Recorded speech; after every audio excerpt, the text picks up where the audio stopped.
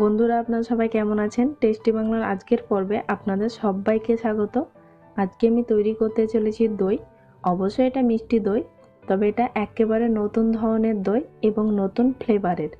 এই দইটা আমি কিভাবে তৈরি করলাম এবং কি দিয়ে তৈরি করলাম সেটা আপনাদের জন্য এখন সিক্রেট থাক। পুরো রেসিপিটা দেখলে অবশ্যই আপনারা বুঝতে পারবেন এই দইটা আমি কিভাবে তৈরি করেছি। তো আর কথা বাড়াচ্ছি না, ঝটপট দেখে নিন এই দইটা আপনারা কিভাবে তৈরি করবেন। দইটা তৈরি করার জন্য আজকে আমি ইউজ করছি মার্কেট থেকে কেনা টেট্রা প্যাক। আপনারা চাইলে পাউচের মিল্কেও তৈরি করে নিতে পারেন, অথবা আপনারা যে কোনো ধরনের খাঁটি দুধ দিয়েই তৈরি করে নিতে পারেন। এখানে আমি 1 litre full cream milk use করছি। আপনারা নিজেদের পরিমাণ মতো দইটা কম বেশি বানিয়ে নিতে পারেন। এটা আমি এইভাবে নেড়ে নিচ্ছি, খুব বেশি যেন উপরে সর না পড়ে, না হলে ফ্যাটটা কিন্তু আবার আলাদা হয়ে যাবে। চেষ্টা করবেন যতটা সম্ভব কম সর পড়ে বা ফ্যাট তৈরি হয়। একসময় দেখবেন দুধটা ঠিক এরকম ভাবে যখন ফুটে উঠবে, তো আমি আর এটা বেশিক্ষণ ফোটাচ্ছি না, জাস্ট 1 মিনিট মতো ফুটিয়ে নিচ্ছি।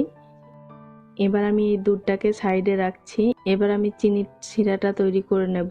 তো প্রথমে আমি একটা সসপ্যানের মধ্যে নিয়ে নিচ্ছি 130 গ্রাম চিনি, 2 টেবিল স্পুন মতো জল না দিলে চিনিটা খুব তাড়াতাড়ি পুড়ে যায় এবং তেতোও হয়ে যেতে পারে, তাই আমি জল অ্যাড করলাম। তবে আপনারা যেভাবে ইচ্ছে সেইভাবে তৈরি করে নিতে পারেন, তবে এটা পুরোপুরি ক্যারামেলাইজড না করলেও চলবে। মিষ্টিটা আপনারা অবশ্যই নিজেদের স্বাদ মতো অ্যাড করে নেবেন।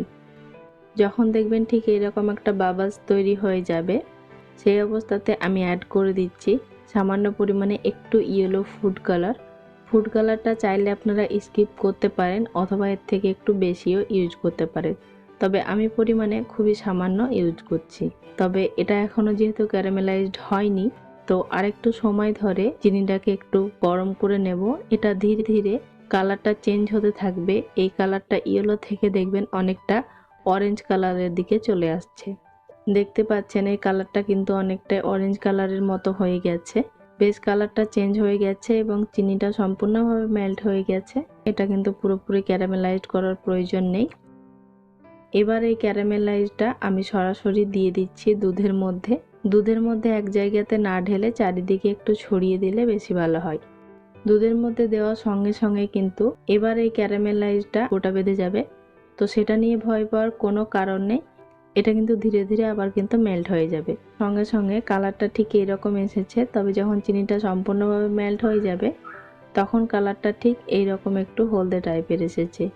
আপনারা চাইলে এর থেকে আরও একটু কালারটা ডিপ করে নিতে পারেন, অথবা টোটালি আপনারা কালারটাকে স্কিপও করে যেতে পারেন। এখানে যেহেতু 1 লিটার মিল্ক ছিল, তো এটাকে আমি গরম করে প্রায় 700 ml মতো নিয়ে আসব, কারণ এই দুধটাকে একটু ঘন করে অবশ্যই নিতে হবে। তো আপনারা একটু খেয়াল করে দেখুন দুধের পরিমাণটা কিন্তু বেশ কমে এসেছে এবং আগে থেকে কিন্তু বেশ দুধটা ঘন হয়ে এসেছে। তো এর থেকে আর আমি বেশি ঘন করছি না, এটা আমি এবার সাইডে রাখছি। দুধটা আমার সম্পূর্ণভাবে রেডি হয়ে গেছে এবং এই দুধটাকে ঠিক এইভাবে নেড়ে নেড়ে কিন্তু ঠান্ডা করে নিতে হবে, না হলে কিন্তু আবার উপরে সর পড়ে যেতে পারে। আজকের দই তৈরি করার জন্য প্রধান যে আরও একটি উপাদান, সেটা হচ্ছে কমলা লেবুর রস। এখানে আমি 1 কাপ কমলা লেবুর রস ইউজ করছি। অবশ্যই কিন্তু কমলা লেবুর রস 1 কাপ নিতে হবে। এই কমলা লেবুর রসটাকে আমি গরম করে নেব। অবশ্যই কিন্তু কমলা লেবুর রসটাকে গরম করে নিতে হবে, না হলে যতক্ষণে দইটা জমবে তার মধ্যে কিন্তু কমলা লেবুর রসটা কিন্তু নষ্ট হয়ে যেতে পারে এবং সেই সঙ্গে কিন্তু দইটাও নষ্ট হয়ে যাবে। তাই অবশ্যই কিন্তু কমলা লেবুর রসটাকে ভালোভাবে গরম করে নিতে হবে এবং কমলা লেবুর রসটাকে আমি পরিমাণে গরম করে আরও একটু কমিয়ে নেব। এই কমলা লেবুর রসটা গরম করতে করতে একসময় 1.25 কাপের মতো হয়ে আসবে এবং আপনারা খেয়াল করলে বুঝতে পারবেন যে কমলা লেবুর রসটা কিন্তু আগের মতো স্বচ্ছ আর ক্লিয়ার নেই, একটু ঘোলা ঘোলা টাইপের হয়ে এসেছে। তো কমলা লেবুর রসটা আমার পুরোপুরি রেডি হয়ে গেছে। এবার আমি গ্যাসের ফ্লেমটা অফ করে নিলাম এবং অবশ্যই কিন্তু কমলা লেবুর রসটা সম্পূর্ণভাবে ঠান্ডা করে নিতে হবে। আর এই যে এখানে দেখতে পাচ্ছেন দই আছে, এটা কিন্তু টক দই আছে। আপনারা চাইলে মিষ্টি দইও ইউজ করতে পারেন, সেক্ষেত্রে পরিমাণে কিন্তু বেশি প্রয়োজন হবে। এখানে আমি টোটাল দই নিয়েছি 6 টেবিল স্পুন বা 1/3 কাপের থেকে সামান্য পরিমাণে একটু বেশি নিয়েছি। যেহেতু এখন বাইরে বেশ গরম অনুভব হলেও ঘরের মধ্যে কিন্তু খুব একটা গরম অনুভব হয় না, বেশ একটু ঠান্ডা ঠান্ডায় আছে আবহাওয়াটা, তার কারণে কিন্তু দইয়ের পরিমাণটা আমি একটু বেশি নিয়েছি। এবং সেই সঙ্গে আমি যেহেতু কমলা লেবুর রস অ্যাড করছি, যেহেতু এটা একটা জলের মতো তরল পদার্থ, তাই এটাকে ঘন করার কারণে আমি দইয়ের পরিমাণটা কিন্তু একটু বাড়িয়ে নিয়েছি। তো এই দইটাকে খুব ভালোভাবে ফেটিয়ে নিতে হবে। আমি কমলা লেবুর রস অ্যাড করে দইটাকে ফেটিয়ে নিচ্ছি। দইটা খুব ভালোভাবে ফেটানো হয়ে গেছে। এবার আমি দুধটা চেক করে নিচ্ছি। দুধের মধ্যে ঠিক এরকম আঙুল ডুবিয়ে দেখবেন, যদি 5 থেকে 6 সেকেন্ড মতো আপনারা গরমটা সহ্য করতে পারবেন, ঠিক সেই রকম গরম দুধ নিতে হবে বা উষ্ণ গরম দুধ নিতে হবে।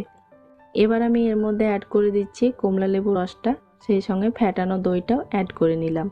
সব কিছু খুব ভালোভাবে একবার আমি নেড়ে মিশিয়ে নিচ্ছি। দুধের টেম্পারেচারটা এখানে আমার পারফেক্ট আছে। দুধের টেম্পারেচার কিন্তু যদি বেশি হয়ে যায় সেক্ষেত্রে কিন্তু দুধটা কেটে ছানা হয়ে যেতে পারে, এবং দুধের টেম্পারেচার যদি লো হয় সেক্ষেত্রে কিন্তু দইটা জমতে অনেক বেশি সময় লেগে যাবে। খুব ভালোভাবে মেশানো হয়ে গেলে এবার আমি যে পাত্রে দইটা বসাবো সেই পাত্রে আমি দুধটাকে ট্রান্সফার করে নিচ্ছি। আপনাদের হাতের কাছে যে পাত্র থাকবে সেই পাত্রের মধ্যেই কিন্তু দইটা আপনারা বসাতে পারবেন, কিন্তু একটা জিনিস খেয়াল রাখবেন যেন দুধের পরিমাণটা একটু ডিপ হয়। এবার এই দুধটাকে আমি একটু খুব ভালো করে ফেটিয়ে নিচ্ছি, তাহলে এর মধ্যে একটা ঝাঁক তৈরি হবে এবং দইটা বসার পরে দেখতে বেশ সুন্দর লাগে। এবার এই পাত্রগুলোকে ঢেকে নিতে হবে। এই দুটো পাত্রেরই আমার ঢাকনা আছে। যদি আপনাদের কাছে ঢাকনা না থাকে তাহলে অবশ্যই আপনারা যে কোনো ধরনের ঢাকনা দিয়ে ঢেকে নিতে পারেন, অথবা অ্যালুমিনিয়াম ফয়েল দিয়েও এটাকে ঢেকে নিতে পারেন। এবার আমি এই দই দুটোকে বসাতে দেব। তো দুটো আমি দই দুই রকম পদ্ধতিতে বসাবো। একটা সনাতন পদ্ধতিতে, সেটা হচ্ছে আমি প্রথমে কম্বল বিছিয়ে এই দইয়ের পাত্রটা রাখবো এবং দইয়ের পাত্রটা আবার উপর থেকে আমি কম্বল চাপা দিয়ে দেব। দইয়ের পাত্রটাকে চারিদিক থেকে কভার করে নিতে হবে। এবং সেকেন্ড যে দইটা আছে সেটা আমি বসাতে দেব গরম জলে। ফুটন্ত গরম জল নিতে হবে একটা বড় পাত্রের মধ্যে, এবং এই দইয়ের পাত্রটা বসিয়ে দিয়ে সেই বড় পাত্রটাকে আবার ঢেকে নিতে হবে এবং সেই সঙ্গে সেটা আবার পুরোটা কম্বল দিয়ে কভার করে নিতে হবে, যাতে সেই জায়গার মধ্যে কোনো রকম ভাবে বাতাস পৌঁছাতে না পারে। এই দইগুলো যখন আমি বসাতে দিই তখন সন্ধ্যে 7টা বাজে, তারপরে কিন্তু আমি আর কোনোভাবে চেক করিনি। একদম নেক্সট মর্নিংয়ে আমি কিন্তু চেক করেছি। দইগুলো কিন্তু 10 ঘন্টার আগে কোনোভাবে কিন্তু চেক করবে না, নইলে দইয়ের পাত্রটা নড়ে যাবে এবং দইটা কিন্তু কখনোই আর জমবে না। অবশ্যই কিন্তু আপনাদের কম বেশি সময় লাগতে পারে নিজেদের এলাকার ওয়েদার হিসাবে। দইটা সম্পূর্ণভাবে জমে যাওয়ার পর আমি ফ্রিজের নর্মাল চেম্বারে 3 ঘন্টার জন্য রেখে দিয়েছিলাম। অবশ্যই কিন্তু ফ্রিজে রেখে দিতে হবে, তাই সার্ভ করার আগে দইটা অবশ্যই কিন্তু চিল্ড করে নিতে হবে। এবার এই 2 পাত্রের দই আমি আপনাদের একটু কেটে দেখাই, তবে আমি কোন পাত্রটা কাটি, একটা কাটবো নাকি দুটোই? ওকে, আচ্ছা, আমি আপনাদের আর কনফিউজ করছি না, আমি 2 পাত্রের দই আপনাদের কেটে দেখাচ্ছি। আপনারা দেখতে পাচ্ছেন যে দুটো দই কিন্তু খুব সুন্দরভাবে বসে গেছে। এই দইটা আপনারা একবার ট্রাই করবেন, একদম নতুন ধরনের দই এবং টেস্টটাও কিন্তু অসাধারণ। আপনারা মুখে দিলে ফিল করতে পারবেন যে এর মধ্যে কিন্তু কমলা লেবুর রস অ্যাড করা আছে। দইটা যেমন টেস্টটাও সুন্দর এবং ফ্লেভারটাও খুব সুন্দর। কেমন লাগলো এই রেসিপিটা আমাকে কিন্তু অবশ্যই আপনারা কমেন্ট করে জানাবেন এবং ঘরে ট্রাই করতে ভুলবেন না কিন্তু। আজকের মতো বিদায় নিচ্ছি, ফিরবো আরও অন্য কোনো রেসিপি নিয়ে।